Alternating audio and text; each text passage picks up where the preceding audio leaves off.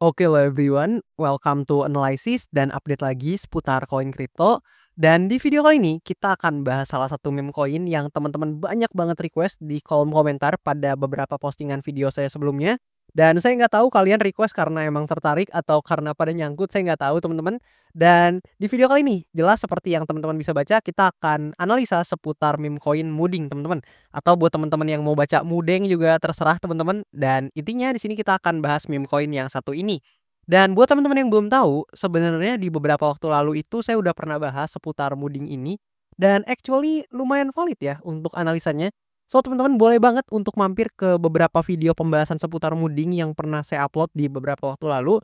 Di mana di situ teman-teman bisa dapetin konteks seputar Muding itu apa sampai ke pandangan saya atau POV saya seputar Muding pada saat itu teman-teman. Dan after that teman-teman boleh banget untuk balik lagi ke video ini. Dan di sini sebelumnya juga disclaimer dulu teman-teman, bahwasannya di video ini sama sekali saya nggak ada tujuan untuk mengajak teman-teman semua menjual atau membeli aset tertentu, dan juga sama sekali tidak bertujuan untuk mempromosikan aset tertentu, karena memang saya juga nggak di-endorse oleh siapapun. So always do your own research teman-teman, karena this is not financial advice. Dan di sini buat kalian juga yang belum tahu, saya baru aja atau lumayan baru lah ya create Instagram account. So buat teman-teman yang mau support saya dan juga mau nungguin untuk konten-konten seputar kripto dan investasi, teman-teman boleh banget untuk follow Instagram saya dengan username tertera nih teman-teman. Dan di sini ya, kalau misalkan kita coba intip dari segi market cap, kita pindah dulu. Nah, untuk Muding ini udah ada di posisi ke 327 baik market cap atau baik kapitalisasi pasarnya. Dan di sini kalau misalkan kita intip ya dari segi market, teman-teman bisa lihat-lihat sendiri untuk beberapa exchange ataupun pair yang memperdagangkan Muding ini, karena biasanya banyak yang nanya nih di kolom komen misalkan aset A bisa beli di mana, aset B bisa beli di mana dan sebagainya. So di sini saya kasih tunjuk aja, namun tentu sekali lagi saya ingatkan ini bukan tujuannya untuk mengajak teman-teman untuk jual beli aset tertentu, bukan sama sekali, melainkan hanya untuk tujuan informasi dan edukasi semata teman-teman. Dan oke, di sini kalau kita coba pindah dulu ke chartnya. Jadi di sini saya nggak akan jelasin lagi chartnya ketika masih di sini teman-teman. Tapi kita akan review aja atau kita akan update aja seputar price action yang masih masih hot nih teman-teman atau masih baru-baru ini terjadi.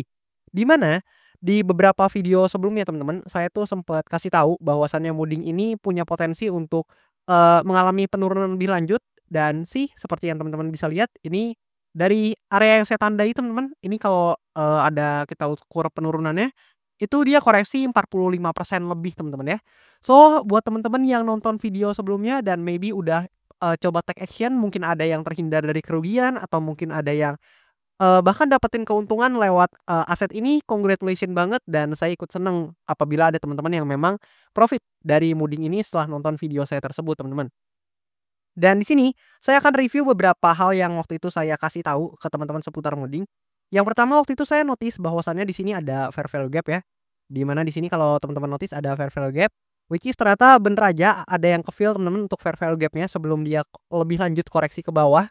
Dan dia justru nggak jadi naik ya teman-teman. Jadi dia cuma retest aja ke area supply-nya atau ke area resistance-nya and then dia langsung turun lagi. Dan sebelumnya juga teman-teman bisa cross check sendiri. Di sini saya ngomong ada fair value gap dan ternyata sekarang udah hampir juga ke-fill semua teman-teman. Kalian bisa lihat dia udah masuk ke area fair value gap-nya.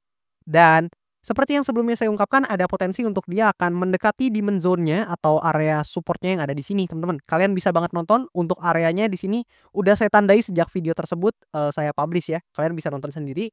Dan di sini ya untuk POV saya masih belum berubah teman-teman. Jadi actually secara struktur kalian bisa lihat ini strukturnya udah berubah dari yang sebelumnya di sini itu masih bullish sampai yang di sini udah bearish teman-teman. Dan kalau kita ukur targetnya secara Fibonacci, di sini kalian bisa notice mungkin saya ambil dari sini ke sini teman-teman.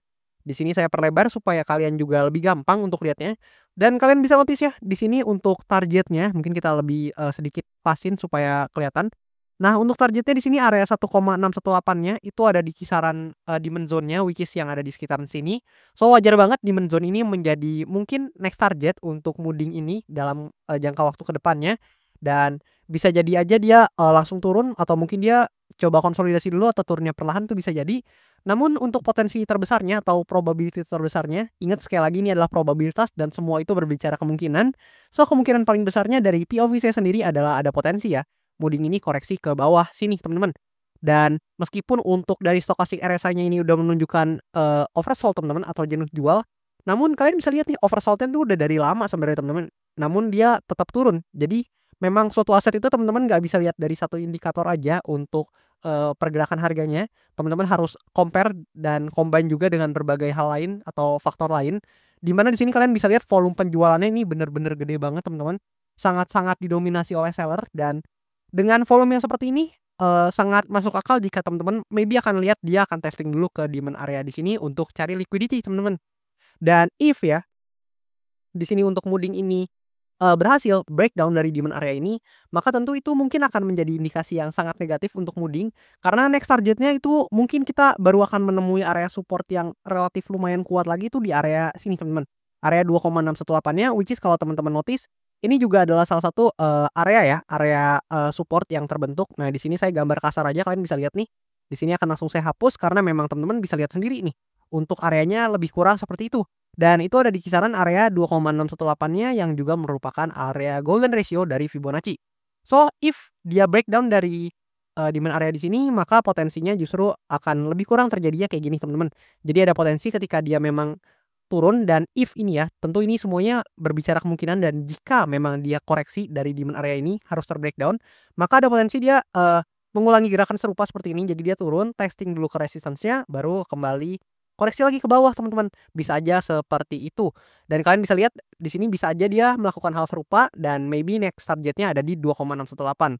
Namun jika kita melihat ya, dari sisi yang lebih positif, di sini sebenarnya memang ada potensi dia bounce di area of value di 1,618-nya, yang which is itu juga demand areanya teman-teman. Kalian bisa lihat di sini tertahan dengan cukup baik ketika, masih bullish di mana dia naik kemudian dia testing dulu ke demand area di sini baru naik lagi. Dan setelah di tanggal ini ya teman-teman, di tanggal 24 November ini atau 3 November sorry teman-teman salah lihat saya, 3 dan 4 November inilah ya tahun 2024. Dan sampai saat ini teman-teman itu kita belum pernah testing lagi di demand area sejak saat ini teman-teman atau sejak tanggal ini sampai ke tanggal sekarang teman-teman. Ini baru ada potensi untuk kita testing lagi. Dan memang ini area yang cukup strong dan ada potensi ya. Jika teman-teman lihat dia misalkan turun seperti ini, oke sebentar saya coba rapin dulu. Nah, let's say dia turun seperti ini, ada potensi memang dia ada maybe certain of bounce di sini. Jadi bisa aja memang dia bouncing di demand area ini. Namun if, dia bouncing-nya maybe cuman kayak gini teman-teman, itu belum tentu dia bisa valid bouncing ya. Bisa aja dia cuman bouncing and then, sedikit konsolidasi lalu turun lagi, itu sangat mungkin teman-teman. So teman-teman, saya nggak tahu apa yang akan terjadi ketika dia hit di demand area ini. Namun mungkin akan, sedikit melihat bouncing, namun teman-teman juga harus pastikan lagi apakah memang bouncing itu bisa membawa harga moving ini lebih naik lagi atau kembali, the real bouncing ya atau kembali naik lagi teman-teman. Let's say if dia beneran bisa bouncing dengan cukup signifikan di sini, maka itu akan menjadi indikasi yang positif karena paling enggak moving itu bisa bermain di antara kisaran supply area di sini dan demand area di sini. Namun if di sini moving ter-breakdown, maka saya bisa katakan bahwasannya dari sudut pandang saya, aset moving ini nggak terlalu menarik secara price action ya teman-teman. Nah, on the other side kalau misalkan kita lihat dari data-data lain seperti misalkan data analytics-nya, di sini kita akan menjumpai bahwasannya ini adalah kuartal pertama atau Q1 pertama buat Mooding di mana di sini ini adalah Q1 ya, pertama di tahun 2025 yang menjadi Q1 pertama juga buat Mooding ini dan diawali dengan return negatif teman-teman. So dia sebenarnya cukup perform di Q3 dan Q4 tahun lalu. Namun let's say di Q1 apakah Mooding ini bisa perform dengan cukup baik? Atau justru dia akan meninggalkan return yang relatif negatif teman-teman. So, gimana pendapat kalian seputar Mooding ini? Apakah masih menarik atau masih banyak koin lain yang mending ke koin itu aja deh lebih menarik dan sebagainya teman-teman. Saya pengen tahu pendapat kalian dan coba buat teman-teman yang mungkin ada yang nyangkut atau ada yang punya position di Mooding ini, feel free untuk komen aja. Saya pengen tahu berapa banyak memang untuk teman-teman yang memang punya barangnya. Dan maybe segini aja dulu ya untuk video analisa seputar Mooding karena secara outlook nggak beda jauh sama video-video saya sebelumnya seputar Mooding yang teman-teman tentu jangan lupa nonton karena kalian bisa lihat gambaran besar seputar Mooding yang saya kasih tunjuk di situ.